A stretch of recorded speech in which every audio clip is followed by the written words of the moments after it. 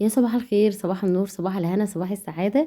أنا شيماء أغا ودي قناتي. أهلا وسهلا بكل جديد شرفني في القناة.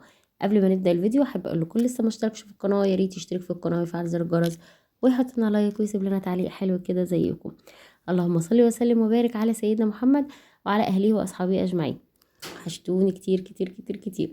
هتعملي ايه النهارده يا شوشو؟ هنعمل النهارده قرص محشية بالعجوة، بس طرية جدا وحلوة جدا جدا جدا. ان شاء الله بإذن الله تعجبكم. يلا بينا تعالوا نشوف المقادير. يلا بينا. اول حاجه انا جبت هنا نص كيلو دقيق وزنته على الميزان زي ما انتم شايفين. حطيت عليه معلقتين سكر، معلقه معلقتين لبن بودر، معلقه بيكنج باودر كبيره، معلقتين خميره، ورشه ملح.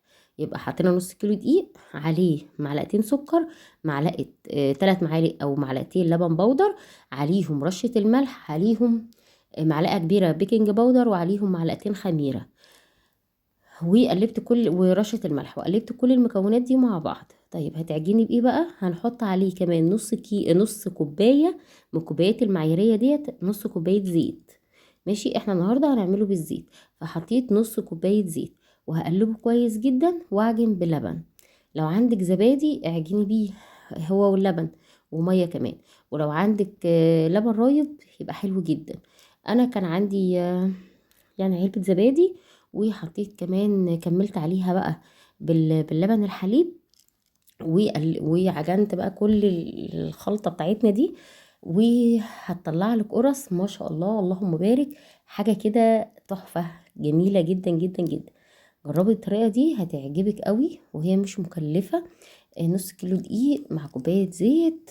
احنا عارفين الزيت غالي والدقيق بقى غالي، بس هي احسن بكتير قوي من بره، وانضف بكتير قوي قوي قوي من اللي احنا بنشتريها من بره بصراحة. هنا خلصت كده، بقيت يعني انا حطيتهم في العجينة عشان تسهل عليا واعجنهم بسرعة. ادعولي ان ربنا يشفيني، وادعولي كمان بصلاح الحال وان ربنا يرزقنا بالذرية الصالحة انا وكل مشتاق يا رب. قعدت اعجن بقى وازود كده لبن وزبادي كده مع بعض واحده واحده لغايه ما العجينه تمط معايا كده وتتعجن كويس جدا. هضيف هنا كمان معلقه خل، عشان خاطر الخل ده بمثابه محسن يعني للعجين، وبيخليه حلو كده وهش يعني. خلاص عجنت كده كويس. هي شايفين العجينه طريه بس نظيفه، يعني ما بتلزقش في الايد، ولو لزقت بتنضف الايد على طول.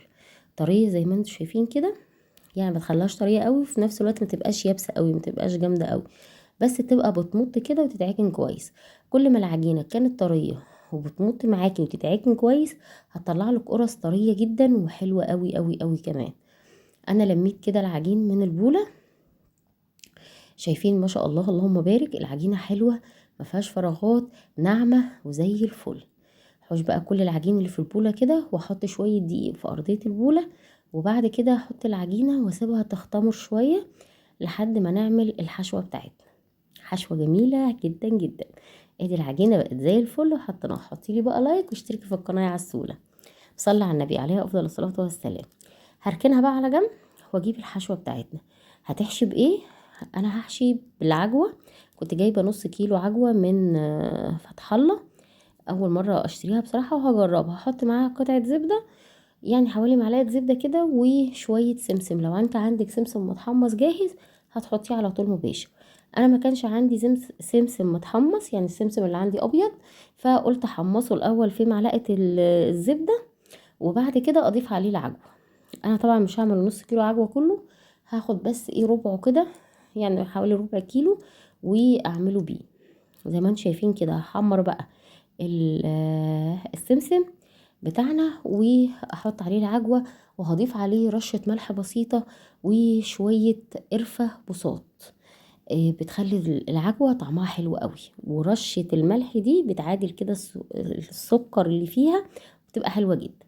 زي ما انتم شايفين السمسم اتحمص، وبعد كده هجيب بقى العجوة ابدأ اكسرها كده، وهتتعجن معايا بمنتهى السهولة. كل ما تشم الحرارة بتلاقيها بتسيح معاكي كده، يعني ايه، بتبقى عاملة زي العجينة سايبة كده في ايدك. طيب هتعمليها ازاي؟ هكورها زي التصاصيص كده، واركنها بس لما تبرد، يعني تبرد تعوصي ايدك كده زيت وتبدأي تكوريها وتعوصي طبق كده زيت وتحطيها عليه، مش بتلزق ولا بيجرأ فيها اي حاجة. صلى على النبي عليه افضل الصلاة والسلام. القرص دي كمان ممكن ان احنا نحشيها بالجبنة، جبنة موتزاريلا، جبنة قريش، اي نوع جبن انت عايزة تحشيها بيه. ممكن تحشيها برضو نوتيلا او تحشيها شوكولاتة. بصي هي كانت حلوة قوي وطرية قوي، وهتقبل منك اي حاجة بصراحة، تحشيها اي حاجة. خلاص العجوة هنا بقت تمام التمام، وحطي لي لايك بقى. وجبت الطبق ده عصته زيت كده وعصت ايدي، وهبدأ بقى ايه، اكور العجوة بتاعتنا واركنها لحد ما العجينة تختمر. بصي العجوة يعني بكورها كده وهي كمان لسه دافية، يعني لسه سخنة. لو سبتيها شوية كمان هتبقى التكويرة بالنسبة لك اسهل، مش هتلزق في ايدك خالص وانتي كده ولا كده. بس ايه، ادهني زيتك، ادهني ايدك بحبة زيت وهتبقى معاكي زي الفل. خلص بقى كل الكمية اللي معايا ديت ونشوف هنفرد العجينة بتاعتنا ازاي. عجينتها كانت ممتازة ممتازة ممتازة. صلى على النبي عليه افضل الصلاة والسلام. عليك يا حبيبي يا رسول الله. حطي لي لايك واشتركي في القناة يا اختي، اتفرجي هتستفادي ان شاء الله، باذن الله هتستفادي. هنا خلاص كده انا بحاول اكورها، شايفين عشان هي لسه سخنة بتبدأ تلزق كده في ايدي شوية، بس ولا يهمك خالص، اعمليها بالمعلقة كده ونزليها من صوابعك، وبعد كده هتلاقيها زي الفل معاكي. خلاص انا سبتها هنا بردت، وجبت العجينة بتاعتنا كانت اختمرت يعني، وكانت زي الفل. رشيت رشة دقيق بسيطة، لو انت مش عايزة ترشي دقيق ما ترشيش، انا رشيت رشة دقيق. انا مش خايفة من العجينة لان العجينة اصلا معايا طرية وحلوة زي الفل. بعد كده ما رشيت هبدأ بقى اكورها قد البرتقانية كده صغيرة، وزي ما انتي حابة بقى، يعني الحجم ده بتاعك انتي ماشي. وهتفرديها بمنتهى السهولة. يعني انا عاملة هنا نص كيلو دقيق، ما شاء الله اللهم بارك، اداني كمية حلوة. وانا كمان مكبراها ومتخنة كمان العجينة. يعني انا لو رققتها شوية او صغرت الكور بتاعة العجين دي كان هيديلي كمية اكتر كمان.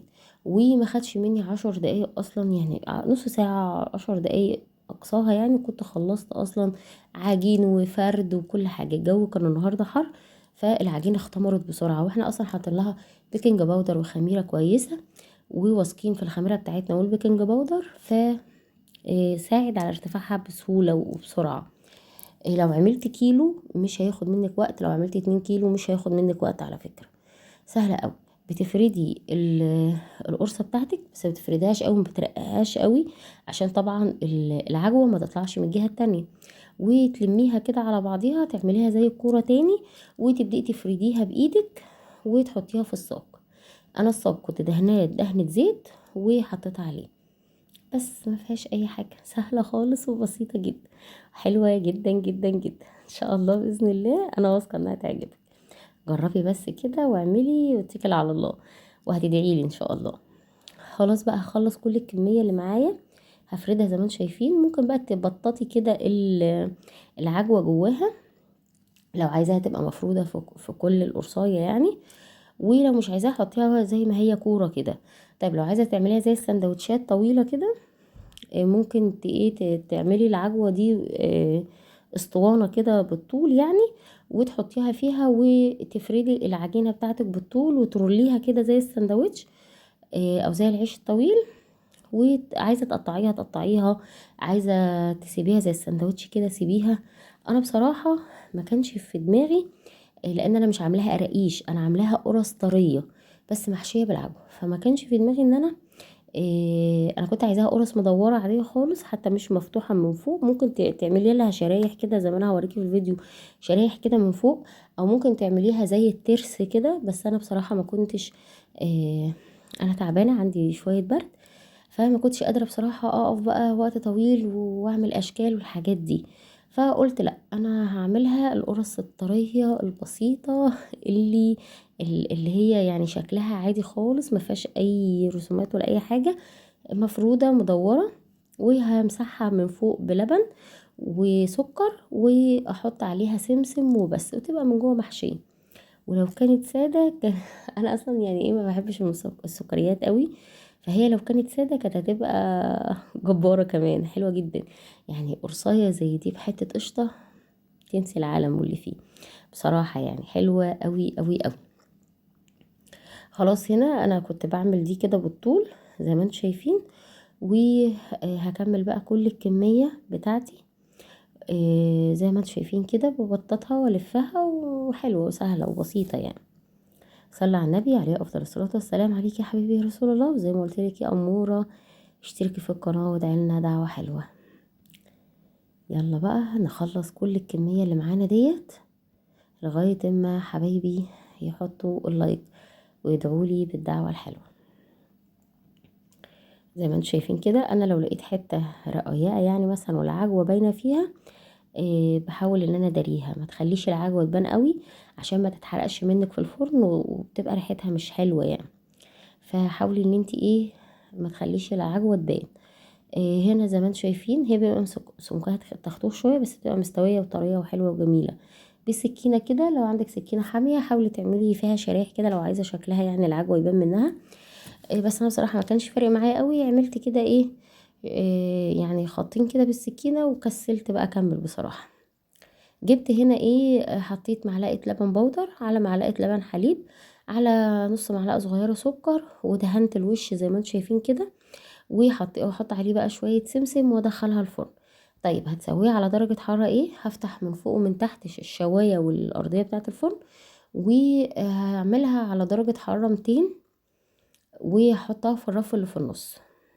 طيب اول ما بتستوى وتحمر وتاخد اللون كده، انا وهي في الفرن بعد ما تشمع وتحمر كده وتبدأ تاخد اللون، برجع تاني امسحها كمان بمسحة اللبن دي، اللي هو السائل اللي انا عاملاه باللبن ده، بمسحها وهي في قلب الفرن تديلي بقى اللون الاصفر الكهرمان الحلو اللي انتوا شايفينه ده. واول ما بتطلع بالفرن بخاخ ميه على طول وبقوم مغطياها، ما بسيبهاش تتغطى كتير، يا دوبك 5 دقايق او 10 دقايق عشان ما تعرقش من الصاج، ما تعرقش من تحت يعني وتبقى مش حلوة. لا انا بعمل البخاخ واغطيها 5 دقايق، وبعد كده احوش الغطا من عليها وابدا احوشها بقى من على الصاج. ما بتلزقش، بتبقى ما شاء الله عليها الله اكبر، متحمره من فوق ومن تحت زي ما انتم شايفينها كده، حلوه جدا جدا جدا، طريه اسفنجيه جدا. انا بحاول ان انا يعني فتحت منها، ما كنتش قادره اقاومها بصراحه، كانت حلوه جدا وكان نفسي يعني اكل منها. فهي لسه سخنه كده بفتح وباكل. العجوه فيها حلوه مش كتيره قوي عشان ما تبقاش مسكره قوي. انتي بقى كميه العجوه كتريها، لو عايزاها بتحبي العجوه كتير كده كتريها، بس انا بصراحه بحبها حاجه خفيفه كده فيها، وطريه قوي وطعمه ولونها حلو وريحتها حلوه وماليه البيت دفى وحنان كده، وريحه المعجنات حلوه قوي قوي قوي. واعملي حاجتك في البيت، متشتريش الحاجه من بره. واقولك بقى في رعايه الله وحافظه، واقولك مع السلامه، باي باي.